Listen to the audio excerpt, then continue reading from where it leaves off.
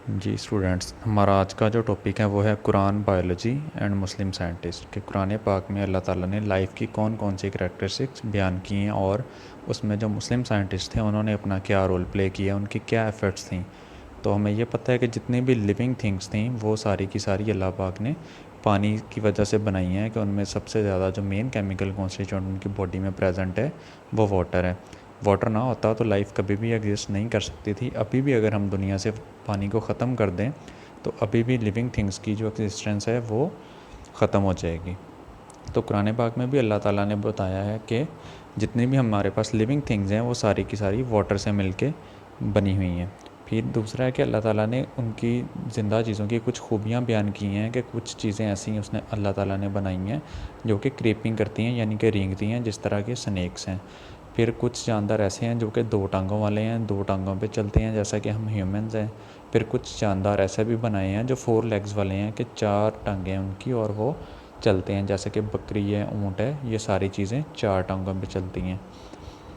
इसके बाद है कि इन सारी चीज़ों को ऑब्ज़र्व करने के बाद किस तरह से डिफरेंट जो मुस्लिम साइंटिस्ट हैं उन्होंने अपना रोल प्ले किया था। तो उनमें सबसे पहले है कि जाबिर बिन हयान कुरान पाक की आयत को पढ़ने के बाद उससे मुतासिर होकर जो साइंटिस्ट हैं उन्होंने लाइफ के बारे में जो एक्सपेरिमेंट्स किए हैं, ऑब्जर्वेशंस किए हैं, हमने अब उनको स्टडी करना है। तो जाबिर बिन हयान वो पहले साइंसदान थे जिन्होंने लाइफ को स्टडी किया था।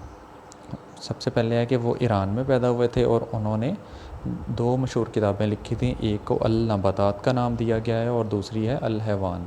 नबातात बोलते हैं हम प्लांट्स को और हैवान बोलते हैं हम जानदारों को, जानवरों को। जी, हम इसके साथ लिख भी लेते हैं कि नबातात प्लांट्स को बोलते हैं और हैवान जानदारों को, जानवरों को बोलते हैं। इसके बाद हमारे पास जो दूसरे साइंटिस्ट हैं वो हैं हमारे पास अबू अली सीना। उन्होंने वो एक फ़िज़िशियन थे पेशे के एतबार से। फ़िज़िशियन होता है, डॉक्टर दो तरह के होते हैं, एक फ़िज़िशियन होता है, एक सर्जन होता है। फ़िज़िशियन जो सर्जरी ऑपरेट नहीं करता, सिर्फ हमें मेडिसिन सजेस्ट करके देता है, तो वो बेसिकली एक फ़िज़िशियन थे। तो उन्होंने भी काफ़ी सारी जो है ना वो बुक्स लिखी हैं। उनकी जो मेन सबसे इम्पोर्टेंट बुक है वो अल कानून फ़ी तिब है। अरबी ज़ुबान में तिब का वर्ड हम यूज़ करते हैं मेडिसन के लिए, प्रैक्टिस के लिए, कि किसी दूसरे जो पेशेंट हमारे पास आया है उसको हमने जो मेडिसिन सजेस्ट करनी है इसको हम तिब बोलते हैं।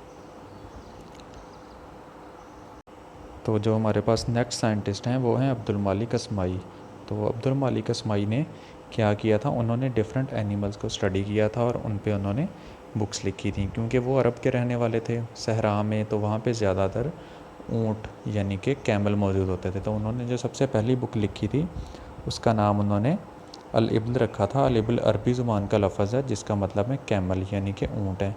ऊँट के अलावा वहाँ पे जो मशहूर जानवर उस टाइम पाया जाता था उसको वो हॉर्स था। तो उन्होंने हॉर्स पे भी बुक्स लिखी, उसकी एनाटॉमी फिजियोलॉजी वगैरह को स्टडी किया और उसके बारे में हमें बताया कि उसके जो बॉडी के सिस्टम्स हैं उसमें लाइफ किस तरह से ऑपरेट होती है।